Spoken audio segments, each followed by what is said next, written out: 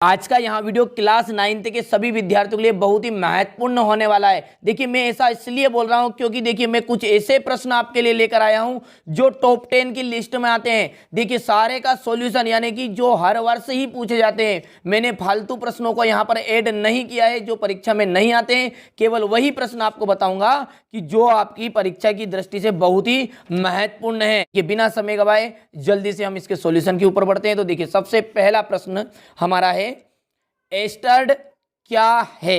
ठीक है, एस्टर्ड क्या है?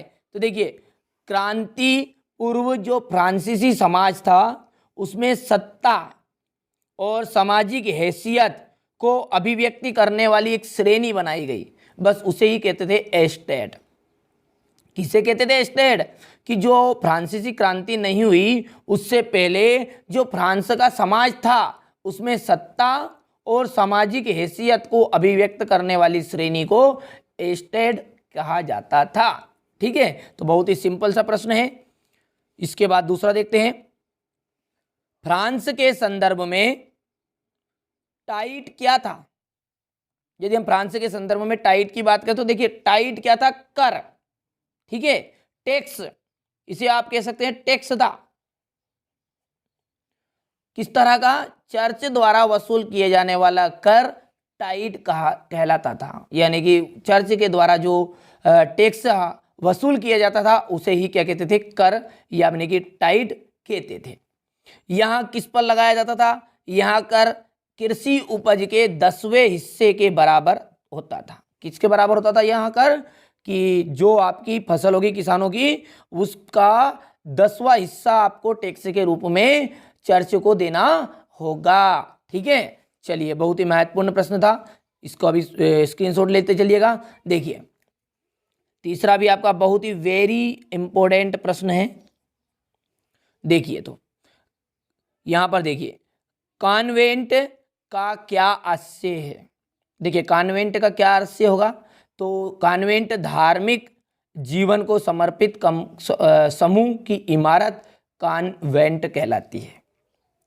देखिए बहुत ही सिंपल से प्रश्न का आंसर है। जहां तक घुमा फिरा कर मैंने यहाँ पर आपको बताया भी नहीं, 2 नंबर में आपको पूरी कॉपी थोड़ी भर के आनी है। ठीक है, तो कॉन्वेंट का क्या आशय है? तो कॉन्वेंट धार्मिक जीवन को समर्पित समूह की इमारत को क्या कहते थे? कॉन्वेंट कहा जाता है। चलिए इसके बाद अगला प्रश्न है, जेकोबिन क्लब के सदस्य कौन थे? इसका नेता कौन था? तो देखिएगा जेकोबिन क्लब के सदस्य मुख्यतः समाज के कम समृद्ध हिस्से से आते थे। इसके सदस्य कौन थे? कि जो समाज के कम समृद्ध हिस्सा है, यानी जो कम विकसित, जो पिछड़ा वर्ग यानी कि पीछे रह गए हैं, उनको उनके हिस्से में से आते थे, मतलब उसके सदस्यों को शामिल इनमें किया जाता था। इनमें कौन कौन शामिल होते थे? तो छोटे दुकानदार थे भैया, कारीगर थे जैसे जूता वाले, साड़ी घड़ी साज, पेस्ट्री बनाने वाले, छपाई करने वाले, नौकर, दिहाड़ी मजदूर आदि शामिल थे। तो आपको क्या करना है, अभी थोड़ा सा यहाँ पर बड़ा है, अब 2 नंबर में प्रश्न आएगा, इतना बड़ा भी आपको लिखने की जरूरत नहीं है। तो आप क्या करिएगा, सिंपल सा, जेकोबिन क्लब के सदस्य मुख्यतः समाज के कम समृद्ध हिस्से वाले लोग इसके अंतर्गत आते थे। जैसे तुरंत ही लिख दिएगा आप, जैसे जूता वाले, घड़ी साज, पेस्ट्री बनाने वाले, छपाई करने वाले और नौकर और दिहाड़ी मजदूर इसमें शामिल थे। थोड़ा सा छोटा आप इसे बना लीजिएगा। ठीक है भैया, चलिए आगे बढ़ते हैं। अगला जो प्रश्न है आपका, वहाँ प्रश्न है फ्रांस। देखिए फ्रांस की क्रांति की शुरुआत किन परिस्थितियों में हुई? जो फ्रांस में क्रांति हुई थी उस क्रांति की शुरुआत कौन सी परिस्थितियाँ थी जिसमें उसकी शुरुआत हुई? तो देखिएगा भैया 2 इसके कारण आप लिख दिएगा, तत्कालिक कारण और शोचनीय आर्थिक दशा। यानी कि उनकी जो दशा थी वहाँ बहुत ही खराब हो चुकी थी। फ्रांस का जो मुद्रा थी लिब्रे, वहाँ बहुत ही कमज़ोर हो चुकी थी। यानी कुल मिला के बात है देश कर्जे में डूब गया था। तो उस कंडीशन में वहाँ के जो देशवासी थे उन पर टैक्स बढ़ाया गया तो उन्होंने उसका विरोध किया, बस उससे यहाँ क्रांति आरंभ हुई। तो ये इसके 2 कारण हो गए, 2 नंबर का आता है। आगे बढ़ते हैं, फ्रांस की क्रांति के परिणामों की विवेचना आपको करनी है। अब जो फ्रांस में क्रांति हुई उसमें कौन कौन क्या क्या परिणाम निकले। तो सबसे पहला परिणाम निकला आपका मताधिकार का विस्तार। क्या निकला? पहला मताधिकार का विस्तार। दूसरा है गणतंत्री आदेशों की स्थापना। दो आपको लिखने बिंदु।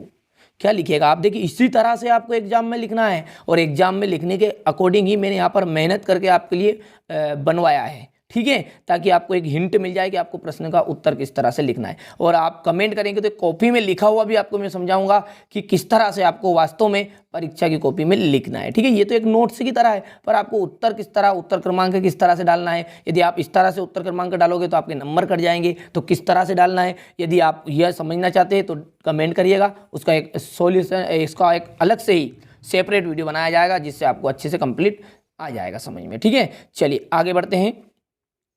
फ्रांस में लुई सोलवे के समय में खजाना खाली होने के कारण कौन कौन से थे? अब जो लुई सोलवा था, देखिए वहाँ बहुत ही खर्चीला व्यक्ति था, ठीक है।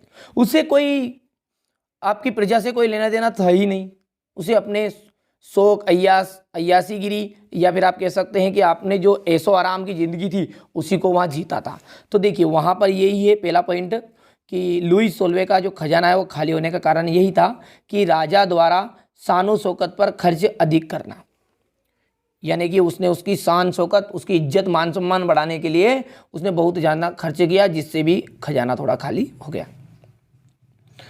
जिन्होंने सरकार को कर्ज दिया था अब वहाँ 10% ब्याज मांगने लगे, ठीक है। यानी कि उन्होंने कितने प्रतिशत कर दिया ब्याज? 10% उनका टैक्स और ज़्यादा बढ़ा दिया। यानी कि जो आप बोल सकते हैं ब्याज ना, उन्होंने जो फीस ली थी, पैसे कर्जे के रूप में ली थी, तो कर्ज वाले कह रहे थे कि हमें इसका 10% ब्याज देना पड़ेगा आपको, ठीक है, क्योंकि उसके पास पैसे तो था ही नहीं, तो कहाँ से कर्ज चुकाएगा। तो इसलिए उन्होंने उनकी बातों को भी शामिल कर लिया कि हाँ हम 10% आपको ब्याज देंगे, तो खजाना खाली हो गया भैया, ठीक है।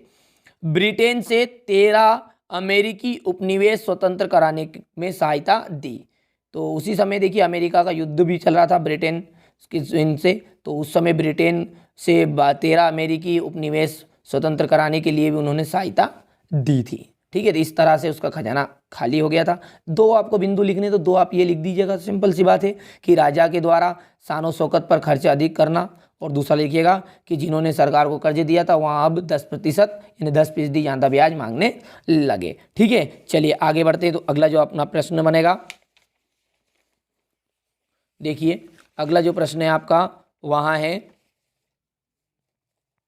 फ्रांस की जो क्रांति है उसने विश्व को किन 3 सिद्धांतों का संदेश दिया? 3 सिद्धांत ऐसे कौन कौन से थे जिसके कारण इसको संदेश सारे देश को मिला? तो इसकी जो फ्रांस की क्रांति है उसने विश्व को निम्नलिखित सिद्धांतों का संदेश दिया। नंबर 1 यदि हम बात करें तो नंबर 1 है आपका स्वतंत्रता, कि हर एक व्यक्ति, हर एक देश को स्वतंत्रता प्रदान होनी चाहिए कि वहाँ अपने अधिकार या अपने निर्णय स्वयं कर सके। दूसरा समानता, और तीसरा आएगा बंधुत्व यानी भाईचारा, यानी कि फूट नहीं होनी चाहिए। तो ये 3 इन्होंने मुख्य संदेश दिए थे। आप इनको तीनों के भी नाम लिखेंगे जब भी आपको नंबर मिल जाएंगे, ठीक है। ये फालतू चीज़ आपको नहीं लिखेंगे, जब भी आप यदि ये तीनों भी पॉइंट लिखेंगे तो भी नंबर आपको मिलेंगे। चलिए तो क्या संदेश दिया था, कौन से सिद्धांतों का संदेश दिया? तो स्वतंत्रता का, समानता का और बंधुत्व का। चलिए आगे बढ़ते हैं। फ्रांस की क्रांति कब प्रारंभ हुई थी? इसके 2 प्रभाव लिखिए, ठीक है। फ्रांस की क्रांति कब प्रारंभ हुई, इसके आपको कोई 2 प्रभाव आपको यहाँ पर देने हैं। फ्रांस की क्रांति 1789 ईस्वी में आरंभ हुई। कब हुई थी ये? 1789 ईस्वी में आरंभ हुई। इस क्रांति ने सारे विश्व को झकझोर कर रख दिया था। क्या कर दिया था? सारे विश्व को झकझोर के रख दिया था, हिला के रख दिया था। क्या हुआ था ऐसा कि विश्व के अनेक भागों पर इसका सीधा प्रभाव आगे आने वाले वर्षों में महसूस किया गया। यूरोप के सभी देश में तथा दक्षिण मध्य अमेरिका में क्रांतिकारी आंदोलन इससे प्रेरित होकर ही हुए। यानी कि देखिए जो सरकार, जो आपका कुल मिला के बाद देखिए फ्रांस की क्रांति ही सबसे बड़ी क्रांति मानी जाती है। क्यों? क्योंकि देखिए आज जो ये प्रधानमंत्री, राष्ट्रपति जो चुनाव हम कर रहे हैं और होते रहेंगे आगे, तो ये किसकी देन है? ये फ्रांस की जो क्रांति हुई उसी की वजह से हुआ है।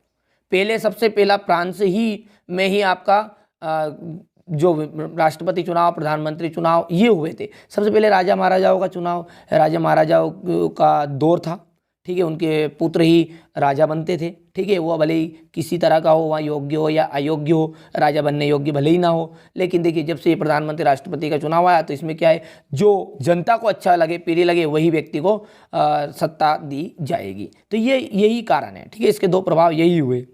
सबसे पहला प्रभाव यही है कि सारे विश्व को झकझोर कर रख दिया, विश्व के अनेक भागों पर इसका सीधा प्रभाव पड़ा और आगे आने वाले वर्षों में इसको महसूस भी किया गया।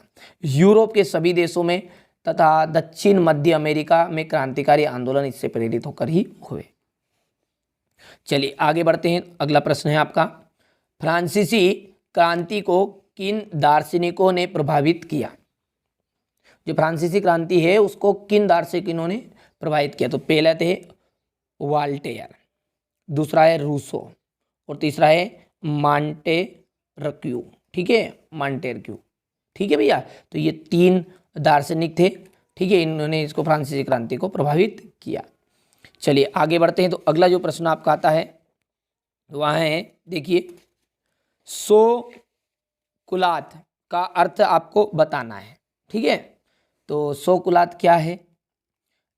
जेकोबिनो के एक बड़े वर्ग ने गोदी कामगारों की तरह धारीदार लंबी पेंट गहने पहनने का निर्णय लिया, ठीक है।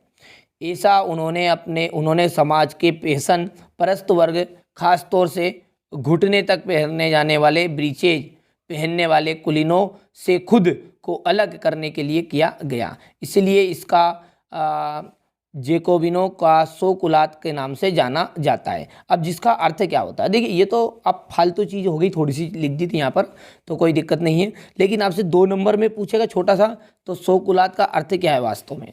बिना घुटने वाला। देखिए क्या बनेगा इसका, इतना सा लिख दीजिएगा आप, सोकुलात का अर्थ है बिना घुटने वाला। बस इतना सा आपको लिखना है, ठीक है। 9th क्लास में इतना ही काफ़ी रहेगा। चलिए 10th होती तो थोड़ा सा उसको डिटेल बताना पड़ता, आपको एक्सप्लेन करना पड़ता, ठीक है। चलिए इसके बाद आगे बढ़ते हैं। जेकोबिन्स कौन था?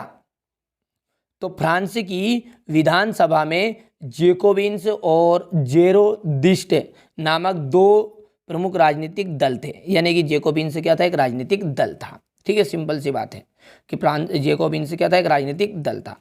इनमें जेकोबिन्स जो था बहुत ही शक्तिशाली और कूटनीतिज्ञ थे। उन्होंने फ्रांस में आतंकवादी शासन की स्थापना की, ठीक है भैया। तो ये आप इतना सा लिख दीजिएगा, बहुत ही सिंपल सा मैंने आपको बताने का प्रयास किया है। तो आज मैंने आपको जो क्लास 9 थे उसके सोशल साइंस से जो महत्वपूर्ण प्रश्न थे, ठीक है, ये यूनिट 1 के ही हैं। यदि आप चाहते हैं कि दूसरे इसी प्रकार के महत्वपूर्ण प्रश्न आपको बताए जाएं, ठीक है, या फिर आप चाहते हैं कि एक ही वीडियो में कम से कम 3 से 4 चैप्टर कवर कर दे, तो आप चैनल को सब्सक्राइब करिएगा और कमेंट करके आप बताइएगा कि अगले वीडियो में मुझे किस तरह से आपके लिए पेपर का यानी कि मोस्ट इंपॉर्टेंट क्वेश्चन बताने, या फिर इसी तरह से बनाऊं, या फिर 3-4 चैप्टर मिलाकर एक साथ एक वीडियो में आपको समझाऊँ। तो ठीक है, चैनल को सब्सक्राइब करिएगा, साथ ही साथ दोस्तों के साथ जरूर शेयर करिएगा।